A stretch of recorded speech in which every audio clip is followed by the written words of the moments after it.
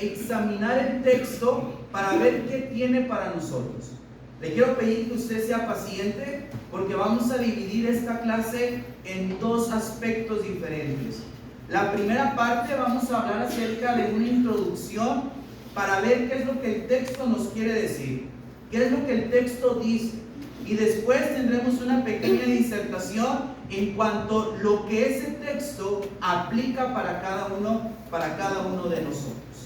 Así como estamos, quiero invitarlos nuevamente que vayamos a nuestro Dios en oración. Vamos a orar. Bendito Padre, nuestro gran Dios, te alabamos y te glorificamos. En esta noche queremos darte gracias por todas las bendiciones que has derramado sobre nosotros. Ahora también queremos ponernos en tus manos para que a través de esta palabra pueda nuestro espíritu regocijarse, aprender más de ti, Padre, y también saber el camino que debemos llevar. Bendice a aquellas personas que el día de hoy se han dado el tiempo de venir a escuchar tu palabra. Permite que esos corazones necesitados que hemos llegado a este lugar podamos encontrar a través de estas letras ese aliento de vida. Padre, bendice tu iglesia sobre la faz de la tierra y todo el plan que tenga cada uno de tus hijos para crecimiento, para ayudar, para practicar, Padre, tú seas con ellos. También pedimos por los que están pasando adversidad, que tienen una lucha grande en el espíritu, que tú les permitas, Padre, poder llegar hasta este lugar en donde estás tú sanando, Padre, y alentando a todos tus hijos. Todo esto te lo rogamos en el nombre de Cristo, nuestro Salvador. Amén. Amén. Muy bien, hermanos. Lo primero que quiero establecer con esto, cambio ahí, muy bien, es el tipo de, cuando usted llega a la iglesia de Cristo, hay algo muy en particular. Hay personas que han visitado muchos lugares, que han llegado a otras iglesias, por así decirlo, o otros lugares de reunión donde también hablan de Dios. Pero cuando llegan a la iglesia de Cristo, a veces es curioso que aquí hay mucha Biblia, ¿verdad? Pero yo quiero explicarles primeramente esto, el por qué es que en la iglesia de Cristo tratamos de utilizar la Biblia en cada uno de nuestros estudios, ¿ok? Esto es lo primero, no hemos entrado al tema, pero quiero que esto nos quede claro, ¿ok? La Biblia se utiliza por estas tres razones y hay muchas más. Pero esto es porque tratamos nosotros de en todos nuestros estudios tener la Biblia. Primero que nada, Romanos 1:16 establece que ese evangelio, que esa palabra de Dios que tenemos nosotros aquí, es el ¿qué? Es el poder de Dios. Si nosotros venimos a Dios y queremos saber de Dios, tenemos que ir a la Biblia. Segundo lugar, también sabemos que la Biblia se escribió con un propósito. La palabra de Dios dice en Juan 20, 30 y 31, estos son uno de mis textos, puedo decir, favoritos. ¿Por qué? Porque si no tuviera este propósito la Biblia, hermanos, la Biblia no sería un libro único, ni diferente. La Biblia dice, Juan 20, 30 y 31, dice, hizo además Jesús muchas otras señales en presencia de sus discípulos, las cuales no están escritas en el libro, en este libro. Pero estas, quiero que usted vea, estas, dice, se han escrito para que creáis. Este es el propósito de por qué se escribió este libro. Nosotros lo leemos porque a través de lo que está escrito podemos nosotros creer en lo que Jesús hizo. Y así como Juan, también Mateo, el libro de Hechos, Romanos y toda la Escritura. ¿Por qué? Porque sabemos que la Biblia, al ser escrita por Dios, es lo que el hombre necesita. ¿Qué dice la Escritura en segunda carta a Timoteo, capítulo 3, verso 17? Toda la Escritura, no solo Juan, sino toda la Escritura, dice, es inspirada por Dios. Y al ser inspirada por Dios, Dios sabe lo que necesitamos. Dice, y es útil para enseñar, para redarguir, para corregir, para instruir en justicia. A fin, ahí hablamos de otro propósito, a fin de que el hombre de Dios sea ¿qué? Perfecto, enteramente preparado para toda buena obra. Entonces, estableciendo esto, lo que vamos a ver en esta noche, y lo que la iglesia trata de hacer en cada una de sus reuniones es siempre establecer la Biblia como el principio de todo lo que enseñamos. No más allá, dice la Escritura, no a diestra ni a siniestra, sino en el camino que Dios ha dejado. Cuando nosotros sabemos eso, ahora sí podemos dar paso a esto, al tema que se me ha encomendado en esta noche. El texto es Hechos capítulo 17, verso 32. ¿Qué dice este texto? Pero cuando oyeron lo de la resurrección de los muertos, unos se burlaban y otros decían: ya te oiremos acerca de esto otra vez. Este texto es muy interesante, pero cuando leemos el puro texto, el verso 32, no nos va a decir mucho, ¿verdad? Si solamente partimos de este verso, no hay mucho que nos pueda decir. ¿Por qué razón? Porque vienen preguntas a nosotros. ¿Quién estaba hablando? ¿A quién le estaba hablando? ¿De qué le estaba hablando? Sí, habla de la resurrección, pero dice que previo a eso había más cosas. Entonces, estas personas que de alguna manera se burlaron, ¿por qué se burlaron? ¿Se ha preguntado eso usted? Bueno, el contexto de este libro, de lo que vamos a estar hablando en esta pequeña introducción, es acerca de ese contexto. Lo primero que quiero que veamos es acerca de aquel que está hablando. ¿Quién está hablando? El que habla es Pablo el apóstol. Pero ¿quién es Pablo? Muchos que ya tenemos tiempo en la iglesia podemos contestar fácilmente. Pero hay personas, hermanos, que a veces como predicadores cometemos un error. Creemos que todos ya lo saben. Y entonces nos vamos de largo.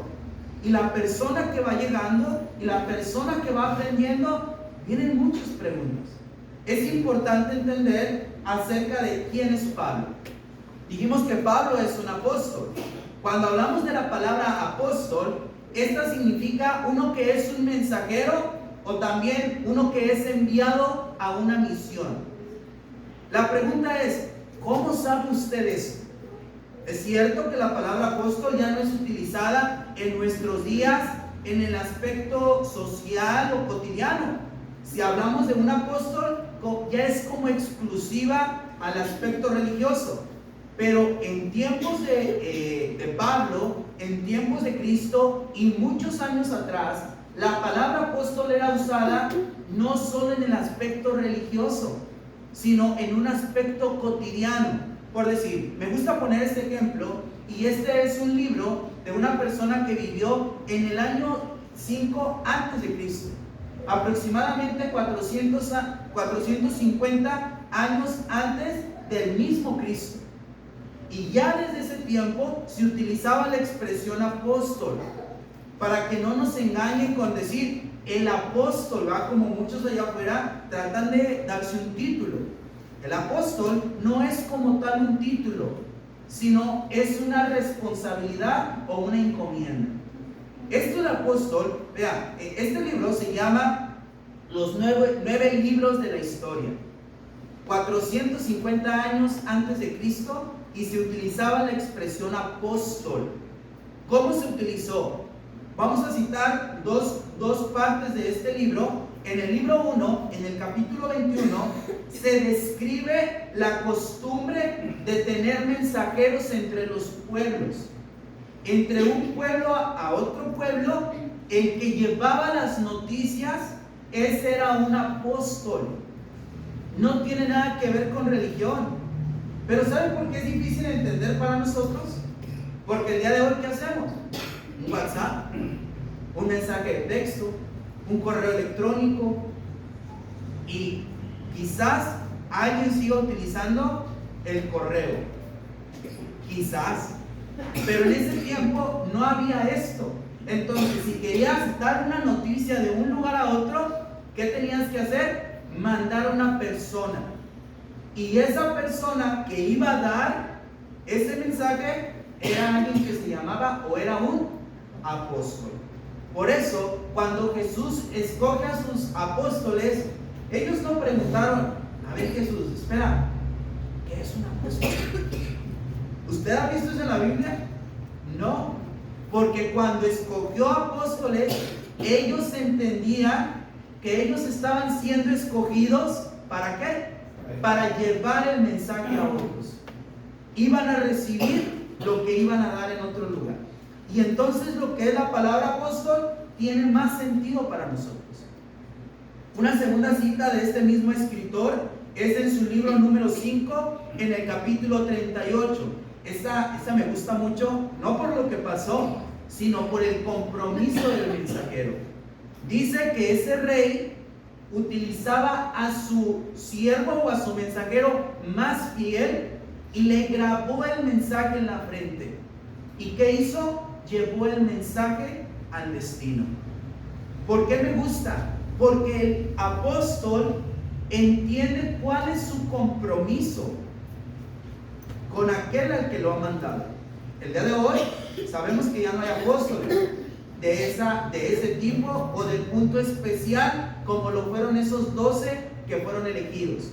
Pablo no fue contado con esos 12, pero Pablo mismo explica y platica cómo él vino a ser un apóstol añadido, dice, como un abortivo, fuera de tiempo, pero él vino a ser contado con ese grupo. Dice Pablo, siervo de Jesucristo, dice, por voluntad de Dios y no de hombre.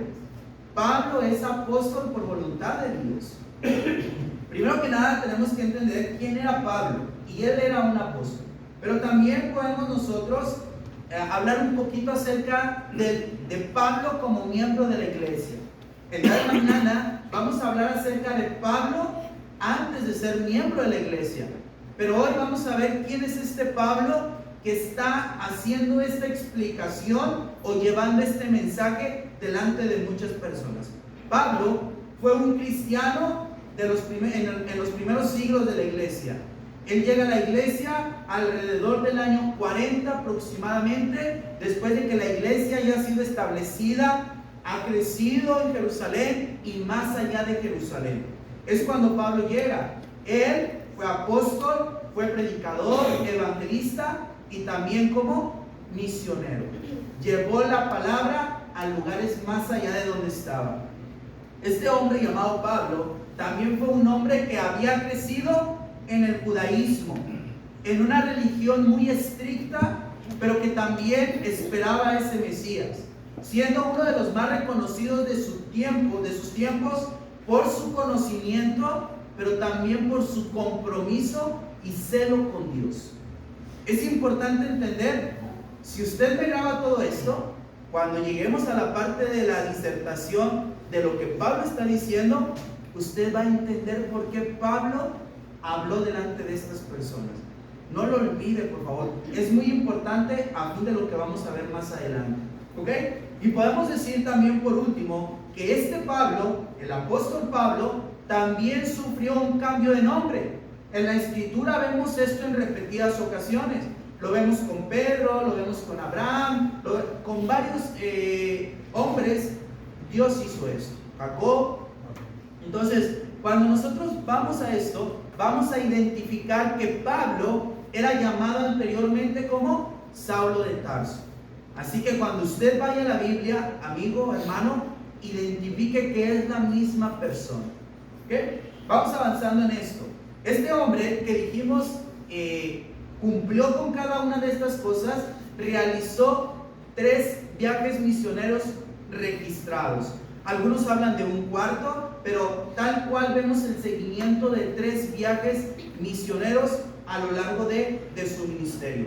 Este es un breve recorrido de cómo fueron sus viajes, ¿sí? Él empezó en el año 47 en su primer viaje misionero. En el año 50 regresa a Jerusalén a platicar con los apóstoles lo que había sucedido.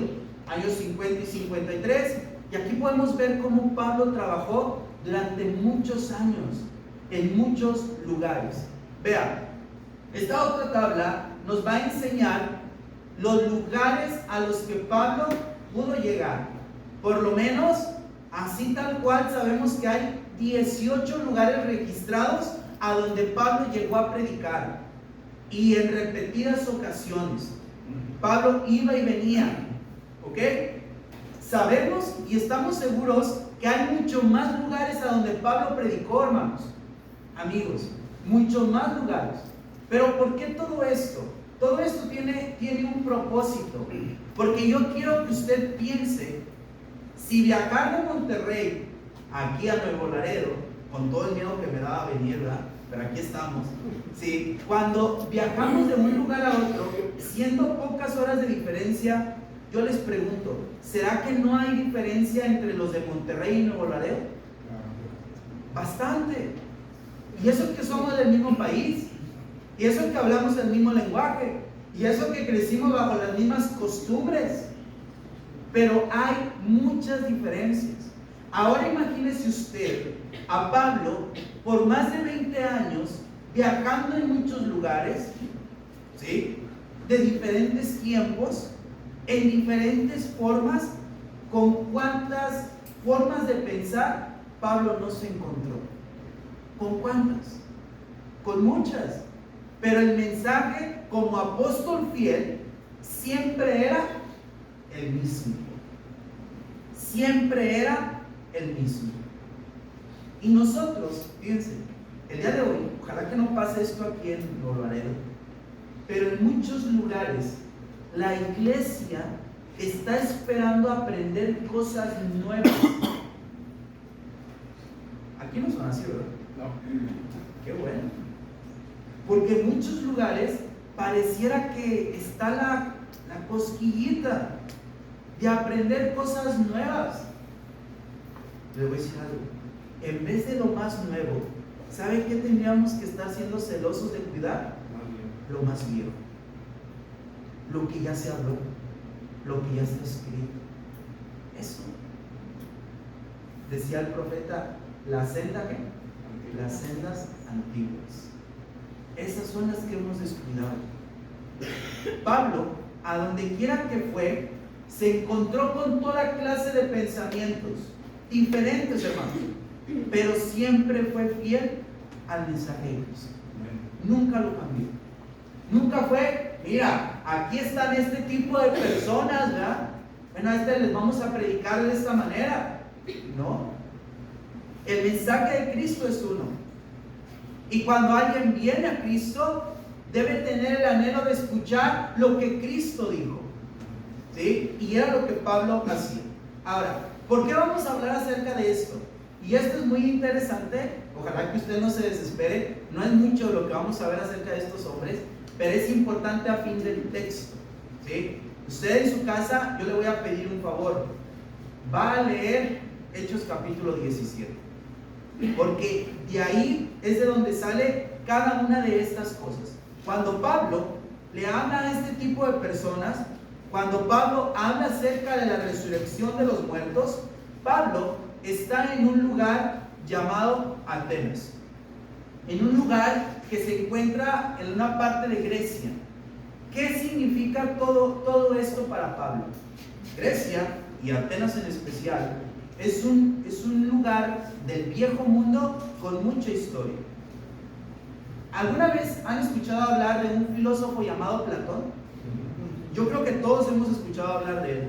De Zenón, Aristóteles, Galileo. Todos hemos escuchado hablar de estos, que eran filósofos, que eran químicos, pero eran pensadores. En todo lo que ellos hacían, siempre tienen frases, máximas. Eran filósofos. Principalmente era la corriente de ese tiempo. Pregunta: ¿ellos fueron antes o después de Cristo? Antes. A veces no lo contemplamos, ¿verdad? Porque eso nos lo enseñan en la escuela. Pero estos fueron antes de Cristo. Y fueron hombres que fueron muy influyentes en sus tiempos. Lo que ellos decían, tenían escuelas de hombres que iban y lo decían, y lo decían, y lo decían, y lo decían, y eran hombres muy importantes. Cuando Cristo viene con su mensaje, muchos de ellos no lo recibieron porque ya habían muchas ideas sembradas en este tipo de hombres. Estos hombres filósofos ya habían dejado Y ahora les digo, ¿la filosofía ha pasado de moda? No. La filosofía se sigue enseñando en grandes universidades. En grandes universidades. Muchos jóvenes quieren seguir aprendiendo filosofía y letras. No sé si alguien de aquí que haya estudiado eso, que tenga el anhelo de estudiarlo. En la congregación donde yo me reúno hay una jovencita que estudia filosofía y letras. Porque es una carrera que sigue teniendo mucha influencia en nuestros tiempos. La parte del psicoanálisis, filósofos antiguos y filósofos modernos. ¿Sí? ¿Por qué vamos a ver esto? Miren, cuando Pablo llega ahí a Atenas, había diferente clase de personas en ese lugar. Usted podía encontrar en cada esquina a un hombre pensando sobre ciertas ideas. Y esos son con los que Pablo se encuentra. Y Pablo llega y ve que está todo el pueblo entregado a la idolatría. ¿Sabe por qué era un pueblo muy idólatra al que llegó Pablo? Porque al tener cada quien su propia idea, se hacían un Dios a su medida. Se hacían un Dios a su medida. Lo que más les gustaba de su análisis era cómo salía un Dios. ¿Quiénes eran estos? Vamos a encontrar a hombres que seguían la idea de Zenón. Ellos, esta escuela enfatizaba la ética y la búsqueda de la virtud a través de la aceptación serena del destino y el desarrollo del dominio propio.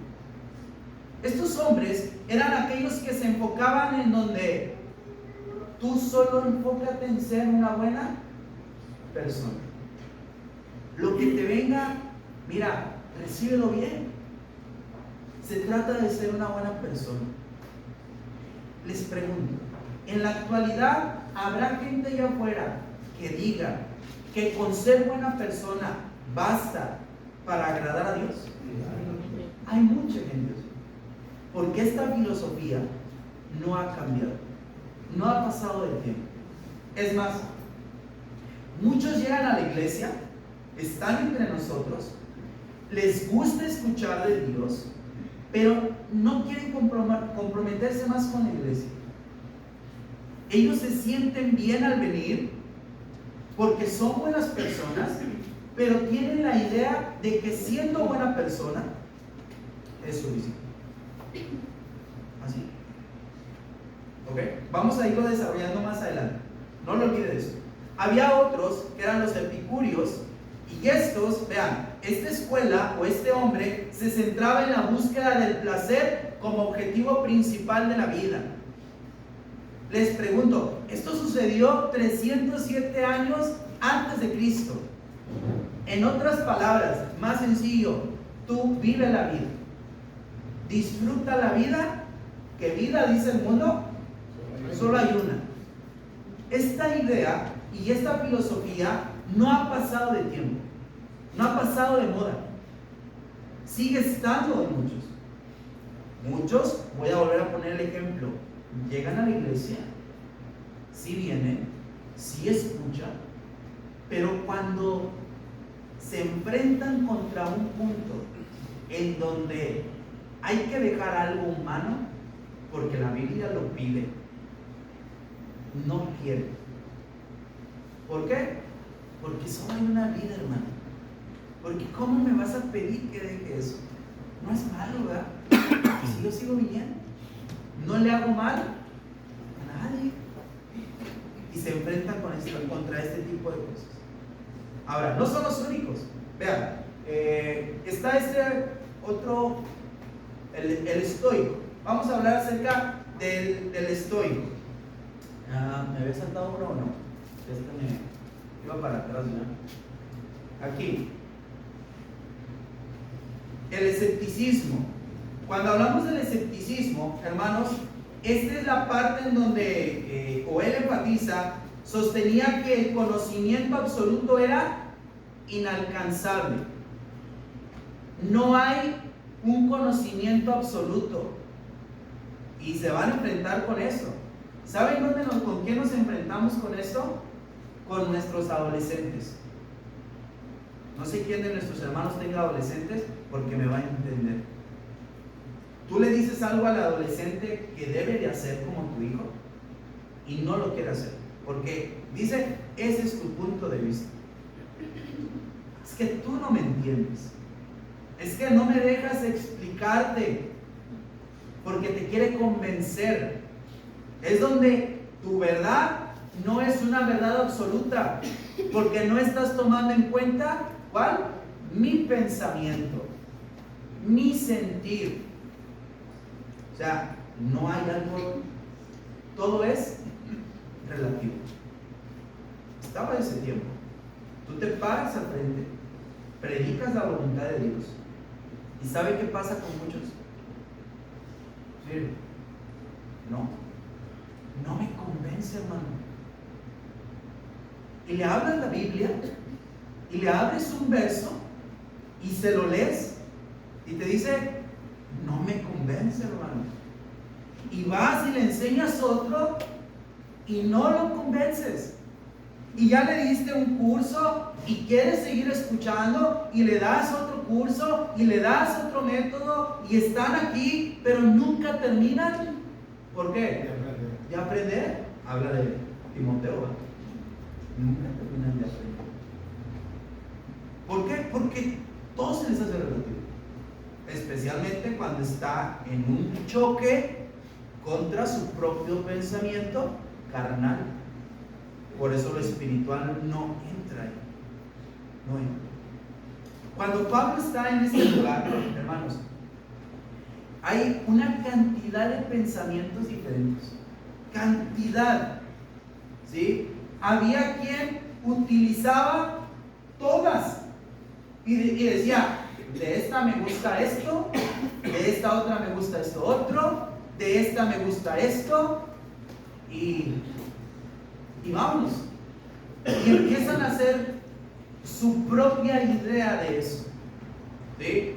Nosotros necesitamos ver realmente qué es lo que Dios quiere y contra qué está golpeando en nuestra vida, qué tipo de pensamiento hay aquí. Que la palabra quiere entrar, la palabra quiere entrar en su vida, pero ¿qué vamos a hacer? ¿Okay? Lo vamos a ir analizando. Ahora, no solo es esto, había una que era muy evidente, que era una corriente también muy fuerte aún en Atenas, que era el judaísmo, ¿sí? Y no solo en Atenas, en muchos lugares el día de hoy, siendo el judaísmo una de las religiones más con menos número de personas, es una de las más influyentes. ¿Sabía usted todavía? A ese grado. En ese tiempo no era diferente. A donde quiera que llegaban eran influyentes. El judaísmo era la religión predominante en esa región. Pablo mismo era un judío antes de su conversión al cristianismo. Mañana vamos a hablar acerca de todo eso. ¿Qué otra religión había? Bueno, vamos a ver por último esto de lo que hemos estado hablando. Estas escuelas representaban distintos enfoques para vivir una buena vida y encontrar la felicidad. Y ya, dice, ya sea a través de la virtud y la sabiduría, como lo decían los estoicos, la búsqueda equilibrada del placer, como eran los epicúreos, la suspensión del juicio, que eran los todo es relativo, no te puedo juzgar porque tal vez eso para ti está bien, no me juzgues a mí porque para mí esto está bien, o la combinación de diferentes doctrinas. Esto es lo que Pablo se enfrenta cuando llega en Atenas. Esto es. ¿Okay? Cuando vemos esas palabras que veíamos al principio de Hechos 17:36, vamos a... ahorita lo vemos. Cuando vemos esas palabras, son a un tipo de personas, ¿sí?, que tienen una clase de pensamientos diferentes. ¿Se imagina cuántas personas Pablo les pudo hablar del Evangelio? ¿A cuántas, hermanos? En más de 20 años de carrera, en 3 viajes misioneros, decíamos, en más de 18 ciudades diferentes, en contacto con toda clase de pensamientos, Pablo sabía que el Evangelio tenía que ser en una expresión y una forma tan pura como lo es. Esto que les he planteado, hermanos, es algo diferente a veces, porque comúnmente solo leemos el texto. Pero cuando usted lee este texto y ve cómo la ciudad está entregada a la idolatría, el espíritu de Pablo se enardece. Pablo se para y empieza a discutir, empieza a hablarles con los estoicos, ¿sí? Cuando empieza a hablarle a los mismos judíos en aquel lugar, cuando unos les dicen, ven, háblanos delante de todos los hombres de la ciudad, y lo llevan al areópago, cuando Pablo se para en medio de ellos y les predica la palabra de Dios, sin importar todo lo que ha visto, porque ha visto cantidad de altares. Es más, ve un altar que dice al Dios no conocido, era contra lo que se enfrentó. Para los que son miembros de la iglesia, sé que es una campaña evangelística, pero para los que son miembros de la iglesia, ¿cuántas veces no has sentido miedo de hablarle a alguien allá afuera porque lo vayan a rechazar? ¿Cuántas veces entregamos un tríptico con miedo que me vayan a decir que no? Este hombre es un hombre que nos da un gran ejemplo de valentía, de lo que es predicar la palabra de Dios. Porque está en un lugar donde todos piensan diferente, pero que él sabe que la palabra se tiene que predicar. Sabe la verdad. Él sabe. Pero también esto es un ejemplo claro de que la palabra de Dios es una, sin importar el tipo de pensamiento que en esta noche hay aquí en cada uno de nosotros. La palabra nunca va a cambiar. El que tiene que cambiar soy yo. Yo soy el que tengo que modificarme, porque Dios es el que me ha creado y Él es el que me conoce. ¿Sí? La palabra de Dios es eso. Vea, vamos a entrar a una pequeña aplicación para cada uno de nosotros. El tema que estamos tratando en esta noche se llama no rechaces la verdad. No rechaces la verdad. Pablo les hablaba a estos hombres, quiero que usted vea, Pablo les hablaba a estos hombres sin importar lo que ellos eran, y les hablaba la verdad. Les hablaba la verdad. Ellos tenían que aceptar esa verdad, hermanos, sin importar, ¿sí? Sin importar su pasado. Pero estos hombres se enfrentaban contra todo lo que habían aprendido. Se enfrentaban contra una cultura que venía tan fuerte, y la palabra de Cristo no encajaba con lo que en ese momento se practicaba. No encajaba con darle placer a tu cuerpo. No encajaba con eso. ¿Sabe? Algunos rechazaron la verdad porque era la creencia de sus padres. Y decir, es que mi papá estuvo aprendiendo junto a Platón y él me enseñó a mí y yo a mis hijos, y tú vienes y quieres que yo cambie de pensamiento, Pablo. No vamos a cambiar de pensamiento. Vea lo que dice Hechos capítulo 17 verso 16. Mientras Pablo esperaba en Atenas, su espíritu se enardecía, dice, viendo a la ciudad entregada a la idolatría.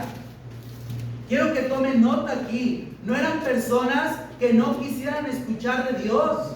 Eran personas altamente religiosas. Eran personas que querían saber quién los había creado. Eran personas que querían hacer algo por ese creador. Eran religiosas. En todo observo que sois muy religiosos. Pero ¿sabe? Eran personas que cuando se les predicó la verdad, no estaban dispuestos a seguir la verdad por su pasado, porque era lo que sus padres le habían inculcado. Pregunta, ¿será que eso no pasa, amigos? ¿No será que eso a veces es lo que nos detiene? Estamos convencidos que ese es el error. Personalmente, yo he oído esto y de personas que amo en una forma muy grande, de personas de mi sangre, que les he enseñado el camino, que les he predicado la palabra, que han dicho, estoy seguro que no es así, que lo que yo practico no es correcto, pero es lo que me enseñaron mis padres. Es una triste realidad cuando las personas rechazan la verdad solo porque quieren seguir con lo que sus padres les han enseñado, sin importar que eso sea error, sin importar que es claro el error. El apóstol Pedro dice en la primera carta de Pedro, capítulo 1, verso 18, sabiendo que fuiste rescatados de vuestra vana manera de vivir. Esa vana manera de vivir dice que recibieron, que heredaron, que heredamos de nuestros padres. Es una forma de vivir que no va a traer fruto, hermanos. Sabemos que es errada, pero no nos queremos despegar de eso. No nos queremos despegar. Para muchos queremos allá del error. Los primeros años fueron difíciles, en especial en este tipo de épocas. ¿Sí o no? ¿Por qué? Porque sabíamos que no era correcto practicar eso. Porque sabíamos que no era bíblico hacerlo. Pero la pasaba uno muy bien con la familia. Y la cena, ¿verdad? Y la convivencia, y la amistad. Y al principio, ¿qué hacíamos? Sí, llegábamos a la iglesia a escuchar la verdad, pero en la noche nos íbamos y nos deleitábamos en la mentira. ¿Por qué era difícil? Porque no queríamos dejar. Y como esos hombres tomaban una parte de allá, una parte de acá, y esto, si quiero seguir la verdad, hermano, me interesa seguir a Dios, pero también me gusta esta parte de la mentira. Y nos convertimos como el tipo de hombres que hemos hablado hace un momento. Hacemos una mezcla de ideas, pero ahora con la de Cristo. Ahora con la de Cristo. ¿Sabe? Estos hombres, algunos de ellos rechazaron la verdad porque era en la forma que siempre habían creído. Ya no solo era por mis padres, sino porque no se veían de una forma diferente. No se veían. No sé en esta noche cuántos de mis hermanos que están aquí presentes, antes de ser cristianos, se llegaron a burlar de las personas que pasaban con su Biblia en la mano. O eran de los que les tocaban la puerta, ¿verdad? Y decían, no quiero saber nada de Dios. Yo estoy seguro que por lo menos uno va a ver aquí que era de esos. Pero ahora somos a los que no lo hacen. Hace una semana estábamos evangelizando y vengo a hablarle de Jesús. No quiero saber nada. Así de esa expresión. La gente no le interesa. Pero la realidad es que muchos de nosotros fuimos esos en el pasado. Que no veíamos un camino diferente. No había una forma diferente de visualizarnos que la que siempre habíamos tenido. Vea, la palabra de Dios, ahí en ese mismo contexto de Hechos, en el capítulo 17, Hechos 17, verso 22. Entonces Pablo, puesto en pie en medio del areópago, dijo: varones atenienses, en todo observo que sois muy religiosos. Quiero que usted haga un poco de énfasis en todo lo que Pablo veía. Y es que hace un tiempo, hace muchos años, todo tenía que ver en cuanto a Dios. Todo. La parte del conocimiento era en cuanto a Dios. La parte de la familia, Dios era el centro de la familia. La parte de la escuela, Dios estaba en medio de la escuela. Siempre había sido así. Con los atenienses no era diferente. Ellos eran personas que tenían una forma de vivir muy religiosa. Pero ¿qué, hermanos? La realidad es que esa forma de religión, aunque eran ellos muy religiosos, no iba de acuerdo a la verdad. Por eso Pablo les tiene que decir esto. Mateo capítulo 16, verso 24. Entonces Jesús dijo a sus discípulos: si alguno quiere venir en pos de mí, niéguese a sí mismo, tome su cruz y sígame. Una de las principales cosas que una persona que quiere seguir a Jesús debe hacer es negarse a sí mismo. ¿Y saben qué es una de las primeras cosas que negamos de nosotros? La forma en que crecimos, la forma en cómo nosotros adorábamos a Dios. Eso ya no es. Todo eso sabemos que era parte del error. Cuando nosotros vemos a Pablo diciéndole eso, les está diciendo: sí, son religiosos, pero no tienen la verdad. Ustedes tienen que transformarse en esto. Tienen que abandonar todo lo que yo veo en la ciudad. Todo eso tiene que desaparecer. ¿Por qué? Porque Dios no es semejante, dice, a nada de esto. Dios no es esto. Ustedes tratan de hacerlo así, pero Dios no es esto. O sea, sí son religiosos, pero no tienen nada. Muchas personas que están aquí, que estamos aquí, a veces presentamos nuestra vida como una vida muy religiosa, pero ¿saben? Aún no damos ese paso a tener la verdad en nuestra vida. Aún no damos ese paso. ¿Por qué? Porque aún hay ideas que están aquí que no logramos vencer, que nos ha costado trabajo vencer. Sigamos. Algunos hombres rechazaron la verdad también cuando hablamos de su pasado, porque creen o creyeron que hicieron cosas muy malas.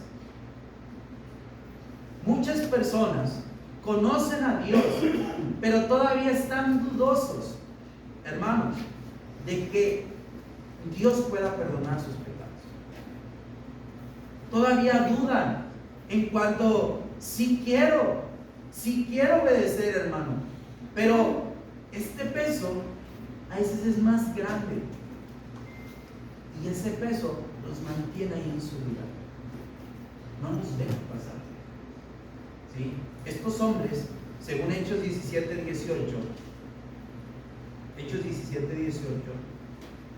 dice: y algunos filósofos de los epicúreos y de los estoicos disputaban con él, y unos decían: ¿qué querrá decir este palabrero? Y otros: parece que es predicador de nuevos dioses, porque les predicaba el evangelio de Jesús y la resurrección. Este tipo de personas, ¿saben cuántas cosas no habrán hecho en nombre de una religión falsa? El analizar contra la verdad y llegar a pensar esto, ¿sí? Pablo les tiene que decir algo bien claro. Hechos 17:30. Pero Dios, habiendo pasado por alto los tiempos de esta ignorancia, ahora manda a todos los hombres en todo lugar que se arrepientan. Dios puede perdonar, pero tú tienes que arrepentir. Él no va a perdonarte si tú no te arrepientes. Para ellos, como filósofos, como personas aparentemente pensantes, porque no sé si usted lo notó, la filosofía, ¿sí?, es el amor a la sabiduría. ¿Sí? Si usted conoce una sofía, es sabiduría. Es el amor a esa sabiduría. Y la sabiduría es la aplicación de un aparente conocimiento. Entonces, estos hombres tenían conocimiento y amaban la letra y amaban la sabiduría. ¿Y saben qué les dijo Pablo? Dice: Dios ha pasado por alto los tiempos de esta ignorancia. Decir, creyendo saber algo, Pablo les dice, no saben nada. No saben nada. Creyendo saber algo. Cuando nosotros nos quedamos ahí, cuando hay algo que nos detiene, especialmente hablando de nuestro pasado, ya sea porque fue la religión que mis padres me han inculcado, ya sea porque es lo que siempre he practicado y es la forma en que he visto el mundo, o ya sea porque pienso que nunca voy a cambiar y que lo que hice en el pasado es muy grande, hermanos, eso es una ignorancia. Porque Dios, dice, es capaz de perdonarte, de recibirte y de transformarte. Eso es capaz Dios. Y Pablo le está hablando a una ciudad que muchos de nosotros nos hubiéramos portado, ¿sabe como quién? Como Jonás. Muchos de nosotros. Muchos de nosotros nos invitan a evangelizar y decimos, no, hermano, la gente ya no quiere escuchar, hermano. El espíritu de Jonás. No, hermano, la gente es muy mala. El espíritu de Jonás. Pero ¿sabe cuál es el espíritu de Pablo? Ve y predícales el evangelio. Porque así como Dios nos ha transformado a nosotros y nos sigue transformando y que lo siga haciendo su misericordia, Él lo puede hacer con cualquier persona ahí. Necesitamos entender eso. Pero tú que estás ahí y que te has detenido por alguna de estas cosas de tu pasado, debes entender que Dios te sigue esperando, que Él quiere que tú te arrepientas, que Él quiere que tú cambies, sin importar lo que te han enseñado, lo que has hecho y cuán grande puede parecer todo. Tu pasado no te debe detener para cambiar tu futuro. Debemos seguir hablando de esto, porque había otras personas que no solo rechazaban por su pasado, sino también rechazaron en ese momento la verdad solo por el qué dirán. Si usted lo notó en el verso 32, pero cuando oyeron de la resurrección de los muertos, unos, ¿qué hacían? Se burlaban.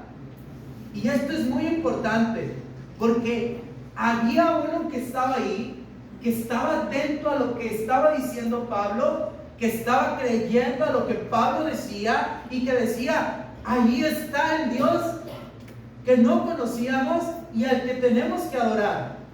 Ahí está, es el que estábamos buscando. Pero cuando vieron al grupo que se estaban burlando, ¿qué dijeron? Imagínate, si yo digo que sí creo, y estos que son los sabios, que son los filósofos, que son los que han encontrado la sabiduría, ¿cómo me van a ver?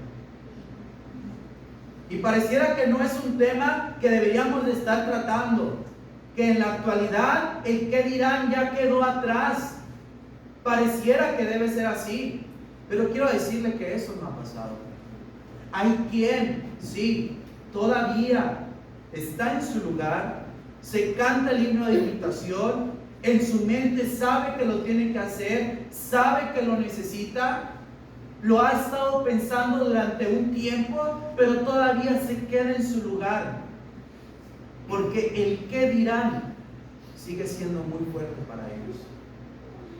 Sabe que lo necesita, lo quiere hacer, quiere ser así de valiente de pasar al frente, pero ahí se queda porque la presión social sigue siendo más grande para él que el anhelo de la salvación. Que el anhelo de la salvación. ¿Sabe? La aprobación social no salvará nuestra alma. Quiero decirle esto. El que usted se sienta presionado por el que dirán, no va a salvar su alma. Mateo 16, 24 al 27. Entonces Jesús dijo a sus discípulos: si alguno quiere venir en pos de mí, niéguese a sí mismo, tome su cruz y sígame. Porque todo el que quiere salvar su vida, la perderá. Y todo el que pierda su vida por causa de mí, la hallará. Vea este texto, por favor. Porque, ¿qué aprovechará al hombre si ganare todo el mundo y perdiere su alma? Quiero hablarte a ti, que lo has estado pensando, que has escuchado el Evangelio, que crees, que estás arrepentido de lo que has hecho en tu vida, que estás dispuesto a confesarlo, pero que ese último paso de ir al frente no lo has podido. Quiero hablarte a ti y quiero decirte que no hay nada que valga más que tu alma. No hay nada, en verdad. No hay nada. No le pongas un valor tan bajo a tu salvación. Las burlas, posiblemente alguien se burle. Posiblemente alguien te diga cristianito. Posiblemente alguien te diga aleluya. Posiblemente alguien te diga, ya eres uno de esos. Posiblemente. Pero no importa que te digan eso, porque tú estás buscando tu salvación. Porque tu salvación vale más que eso. Porque hubo alguien que estuvo dispuesto a sufrir burlas, a sufrir reproches, a sufrir dolores por ti. ¿Qué estás dispuesto tú, dice él, a sufrir por él? Lo cantamos, ¿verdad? ¿Qué estás tú dispuesto a sufrir por él? No te detengas, solo por el que dirá. La aprobación social es cambiante. Es cambiante. El día de hoy puedes tener una persona, un amigo, al que si tú eres cristiano, sabes que la relación va a cambiar. Puedes tener una pareja, un novio o novia, que tal vez si te bautizas no lo va a tomar a bien. Pero quiero decirte que tu salvación no vale menos. No vale menos, vale más que eso. Porque esa persona por la que el día de hoy te detienes, el día de mañana puede cambiar. El día de mañana te va a dejar. El día de mañana se va a ir a otro lugar. El día de mañana. Y tú, que tenías la salvación, que la pudiste haber tomado, no la aprovechaste. No hay amor más grande. No hay amor más grande que el de un padre y una madre. Y aún así, hay hijos que han matado a su padre y a su madre. ¿Por qué les digo esto? Porque a veces solo pensamos en los jóvenes, ¿verdad? Decir, mira, por la muchacha no se bautiza. Pero quiero decirle que hay personas adultas que por sus hijos, por su marido, no se bautizan. Me ha tocado a mí estar estudiando con personas y que me han dicho, no sé cómo lo va a tomar mi esposa. Personas de 50 años pensando todavía en eso. Esto no está limitado a los jóvenes. Esto es para todos. Porque existen los parricidas, existen los matricidas, porque existen los fratricidas. Estos son los que matan a sus propios hermanos. Porque existe, y puse el punto de la muerte como una mera exageración. Como una exageración. No le estoy diciendo que lo van a matar. Lo que le estoy diciendo es que el día de hoy, quien lo apoya aparentemente, el día de mañana ya no va a estar. Posiblemente. Pero si usted se convierte y cuida su espíritu, y cuida su alma, y cuida su salvación, y la persona sigue ahí, realmente vale la pena. Si el que usted obedezca cambió las cosas, esa persona no le ama. Así que, hermanos, tengamos cuidado. No rechacemos la salvación. Hoy es ese día. Hoy es ese día de salvación. Y no lo rechacemos solamente por mi pasado. Pero tampoco lo rechacemos solamente por el que dirá. no lo hagamos. Y por último, quiero decirle también, no rechace la verdad por huir del compromiso. Y sí, aquí entramos con otro grupo muy fuerte.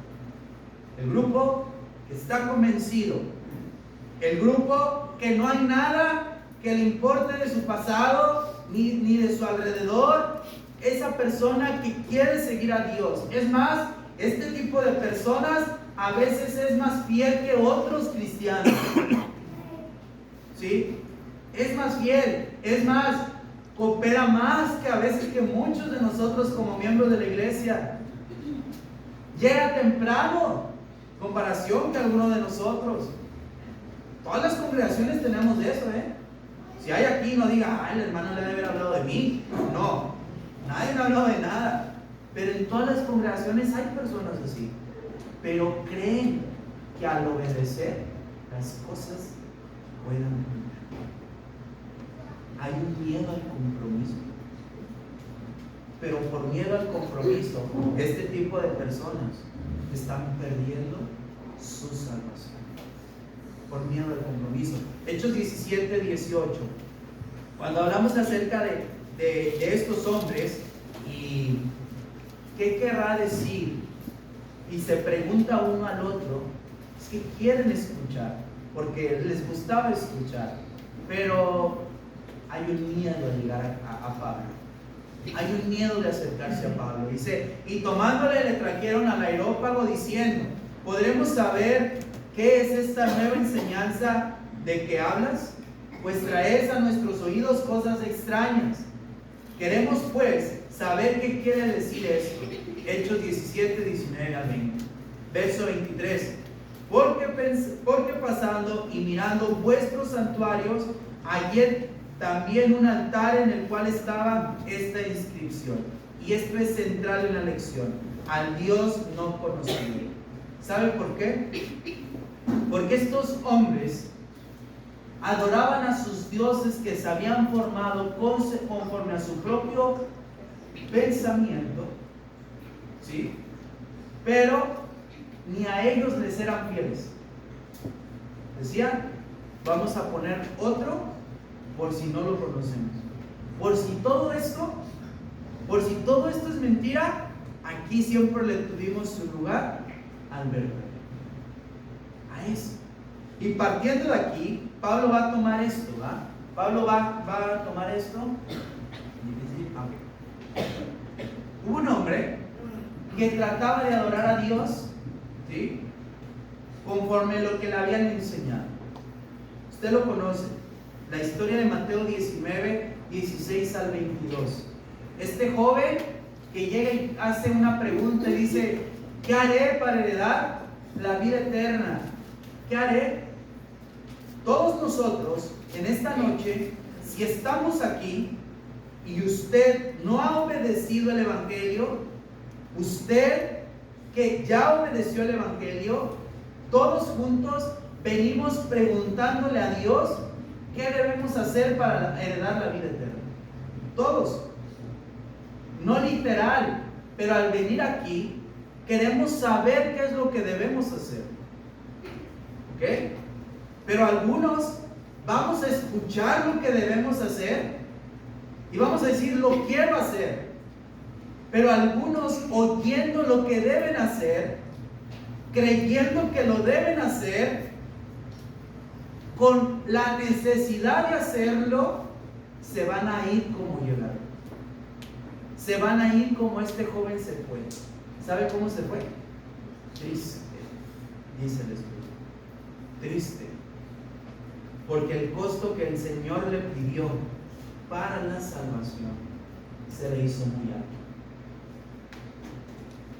Se le hizo muy alto. Nadie nos va a pedir que vendamos nuestra casa, nuestro carro, que usted se despoje de sus bienes y que lo dé a los pobres. No. Pero ¿sabe qué nos pide Dios? Que lo obedezcamos. Sabemos que no le he confesado delante de los hombres y que lo debo de hacer. Pero a veces eso es un costo muy alto que no he estado dispuesto a pagar. sé ¿qué? Que aquí hay agua y que no hay nada que impida que yo sea bautizado. Lo sé, no en esta noche, lo he sabido muchos días atrás, pero que hoy es otra vez esa oportunidad, que hoy Dios me ha puesto aquí para obedecer, pero que pienso que es un precio muy alto, que aún no estoy dispuesto a pagar, como este tipo de hombres que estaban en esa ciudad. ¿Saben? Hubo quien quería, pero no estaba dispuesto también a pagar ese precio. ¿Sí? Ese hijo, cuando Jesús les enseña, dice, quiero seguirte. Jesús los ve y Jesús sabe que no están dispuestos. Ojalá que Dios pueda vernos a cada uno de nosotros, mis hermanos, que pueda observarnos y que realmente Él pueda ver en nosotros que no somos esa clase de personas, de todo lo que Pablo se enfrentó en toda su historia, de lo que Pablo hizo, que no somos esa clase de personas, de las personas que el día de hoy van a ser valientes para decir, yo no rechazo la verdad, yo sé lo que tengo que hacer, hermano, yo sé lo que tengo que hacer, Dios, y aquí estoy. No rechace la verdad ni por su pasado, no rechace la verdad solo por el qué dirán, no rechace la verdad por tener miedo al compromiso. No piense nada de eso, piense en su salvación, piense que lo más valioso que usted tiene es su alma, piense en eso. Estos hombres con los que Pablo estuvo, estos hombres que querían obedecer, pero vieron a los otros que se burlaban y se detuvieron y le dijeron, otro día te vamos a oír. No, hubo hombres, quiero que usted vea, hombres que estuvieron decididos. En el libro de los Hechos, varios hombres nos dan esta muestra. Acompáñeme a Hechos capítulo 2, Hechos capítulo 2, verso 38, 37. Después de que oyeron, esta es la señal de una persona que ha creído. Al oír esto, se compungieron de corazón y dijeron a Pedro y a los otros apóstoles, varones hermanos, ¿qué haremos? ¿Qué haremos? Dios espera que aquel que no ha obedecido, que ha escuchado el Evangelio, que ha escuchado hablar acerca de la muerte, de la sepultura y de la resurrección de Cristo, y que todo esto sucedió para poder tener el perdón de pecados, que ha creído en lo que Jesús hizo, que se ha arrepentido de aquellos pecados por los que tuvo que morir el Señor, que está dispuesto a confesarle de todo corazón delante de los hombres, que Él es Dios y que Él puede perdonar sus pecados y que está dispuesto a sumergirse en las aguas del bautismo. Él espera que en esta noche tú no rechaces la verdad. No la rechaces. No tengas miedo. Pasa al frente. Si tú sabes esto, es como una tablita. Tú le puedes palomear. ¿Oí el Evangelio? Sí. ¿Creo en lo que he oído del Evangelio? Sí. ¿Estoy arrepentido de mis pecados? Sí. ¿Podría confesar el nombre de Jesús? Sí.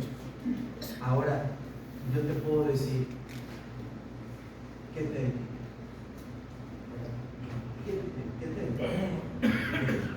levanta? Hoy tu alma es lo más importante para Dios. Él te está esperando y Él te espera con los brazos abiertos.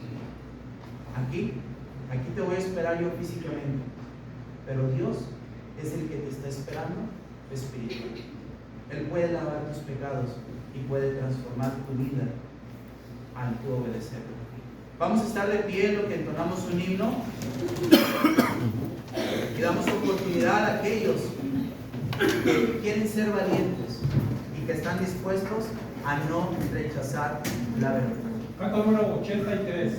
Joven encarnado.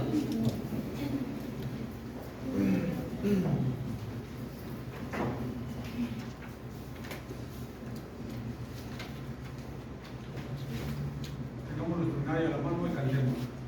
Oh, no rechazas la verdad, tus ojos hoy abrirán la luz, renuncia a toda la maldad y ven a Jesús.